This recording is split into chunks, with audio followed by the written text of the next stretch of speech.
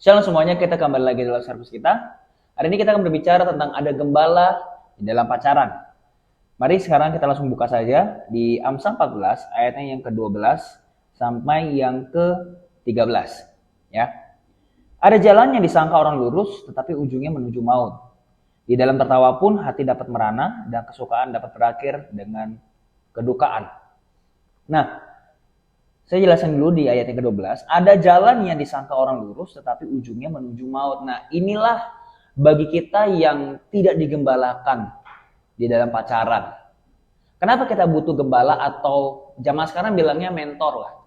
Kenapa kita butuh mentor di dalam pacaran kita? Supaya kita itu tahu tujuan kita berpacaran itu apa. Karena kadang-kadang kita ini kan sebagai orang yang berpacaran, pasti bingung gitu untuk cerita ke siapa. Apalagi kalau misalnya kita punya teman yang gak baik, atau misalnya teman kita itu hanya memberikan kita itu saran-saran yang sebenarnya itu bukan dari firman Tuhan. Makanya kita perlu sekali punya yang namanya gembala. Tapi fungsinya apa sih kalau kita punya gembala? Yang pertama adalah supaya kerohanian kamu dijaga. Jadi selama kamu berpacaran, tujuannya adalah supaya hubungan kamu dengan Tuhan Yesus itu tetap terjaga. Baik itu kamu, baik itu pasanganmu. Makanya kalau kalian mau berpacaran, kalian perlu untuk datang kepada kakak rohanimu, atau kepada gembalamu, atau kepada mentormu di dalam gereja. Dan mereka akan mendoakan kamu.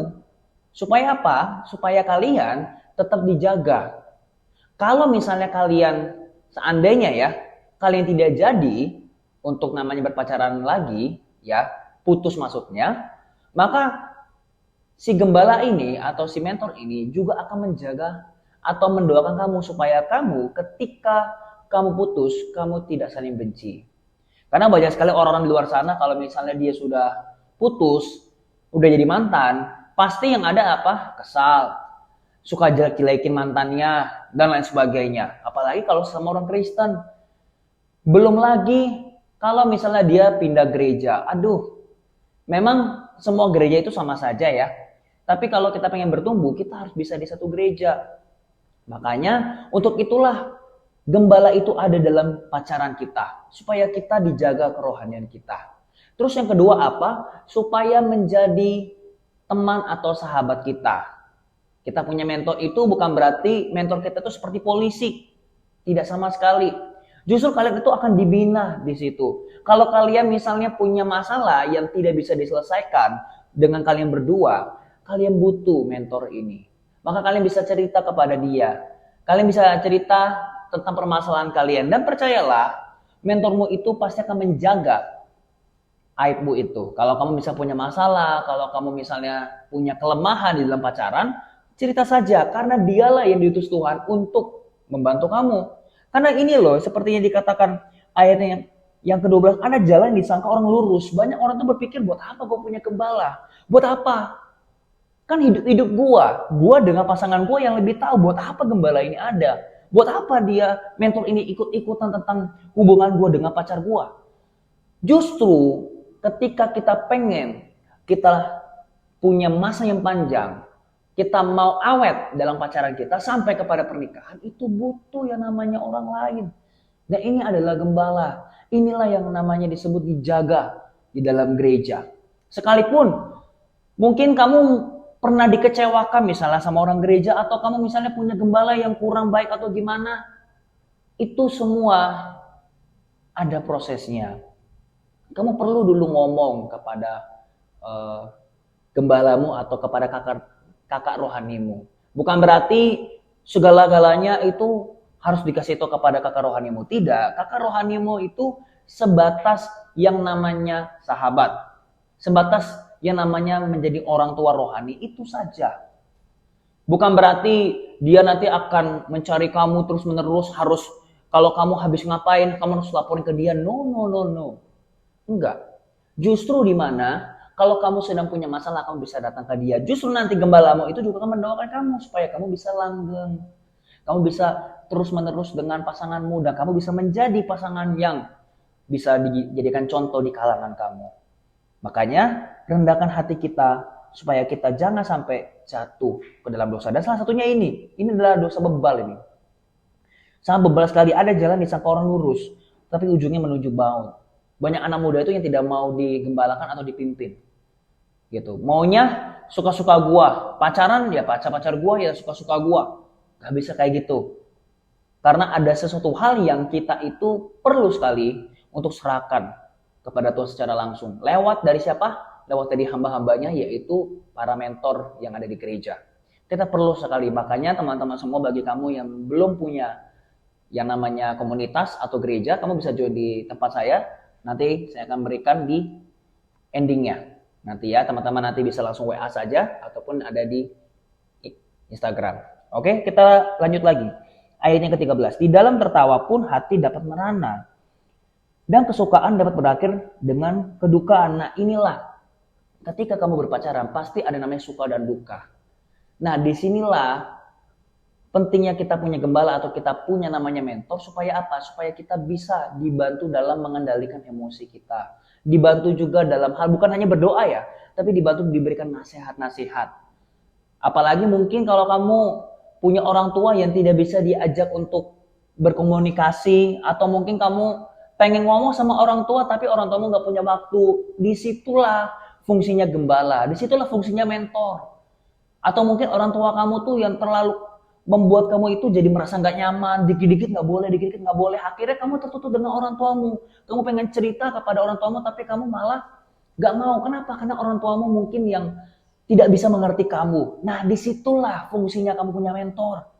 Kamu perlu sekali punya mentor, karena dari situlah yang namanya suka duka akan dibawa juga kepada mentormu itu, kepada gembalamu itu. Makanya kalau kamu yang sedang berpacaran sekarang, saya harus benar-benar menyarankan kamu sekarang cari mentormu. Kalau kamu nggak punya, kamu bisa join di kami. Kalau misalnya kamu sudah punya gereja lain, kamu berada di situ berfokus, ikut kegiatan yang ada seperti komsel atau seperti misalnya di sana ada mentoring juga, ikut saja nggak apa-apa. Jangan merasa tertutup, karena gereja itu adalah tempat di mana orang-orang mau bertumbuh, bukan orang-orang suci, bukan orang-orang yang hanya menjudge kamu. Enggak kok. Jangan mau dipengaruhi oleh pikiran-pikiran dari kuasa gelap. Kalau gereja itu nggak akan bisa bantu kamu, gereja itu begini. Jangan memakai ekspektasi kita. Lihatlah apa yang mau Tuhan lakukan dalam hidupnya kamu. Jadi kita perlu sekali belajar. Ya, di ayat ke-13 ini juga dikatakan dalam tertawa pun hati dapat merana, dan kesukaan dapat berakhir dengan kedukaan. Di dalam kesukaan kita dengan pasangan kita pasti ada namanya jenuh, pasti ada namanya nanti kita berantem.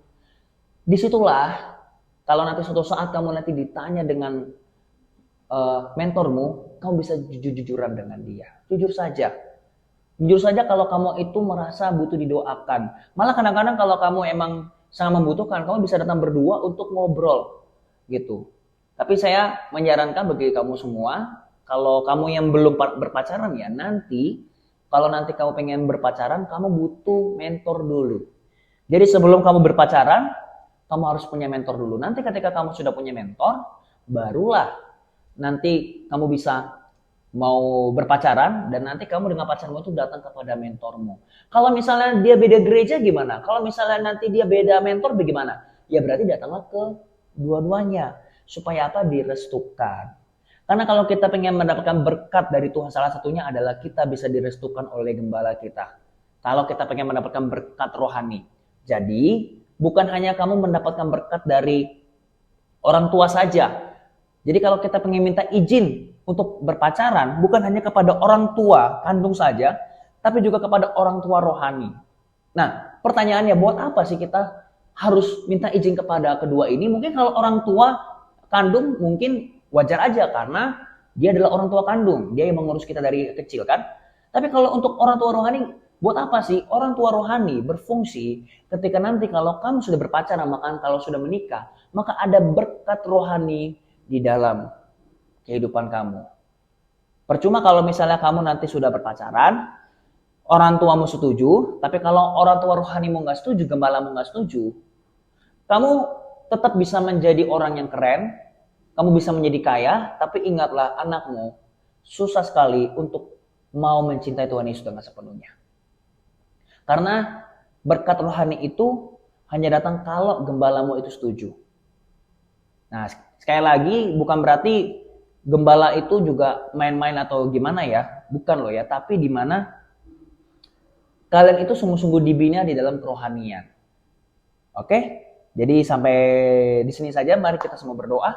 Tuhan, hamba berdoa bagi setiap mereka yang belum punya, baik itu mungkin belum punya gereja atau masih kesana kemari, Tuhan, biarkan mereka punya satu gereja yang bisa mereka fokus untuk selalu setia di dalam gerejamu, dan Kau berikan mereka gembala yang baik, sama seperti Engkau baik ya Tuhan, karena yang namanya gembala juga pasti ada kelemahannya, kecuali Engkau Tuhan Yesus. Maka daripada Tuhan tolong supaya mereka dibina, apalagi bagi mereka yang mungkin sedang ada masalah, biarlah mereka juga mau percaya kepada gembala mereka masing-masing ya Bapak. Hamba berdoa dalam nama Tuhan Yesus Kristus. Kami sudah berdoa dan mengucap syukur, haleluya. Amin. Thank you and God bless you.